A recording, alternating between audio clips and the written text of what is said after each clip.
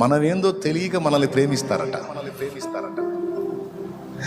కొంతమంది మనుషులు మనమేందో తెలియక మనల్ని ద్వేషిస్తారట.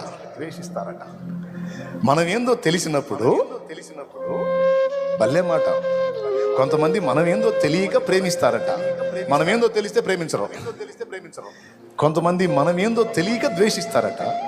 ఆ ద్వేషించే వాళ్ళకి మనమేందో అర్థమైతే వాళ్ళ అభిప్రాయాన్ని మార్చుకుంటారు. కానీ యేసయ్యకు మనమేందో పూర్తిగా తెలిసి కూడా మనల్ని ప్రేమించాడు.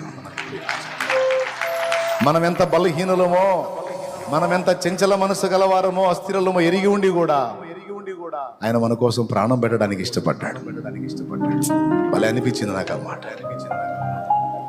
తెలియక కొంతమంది ప్రేమిస్తారు, కానీ మన బలహీనమని తెలిసి కూడా యేసు మనల్ని ప్రేమించాడు.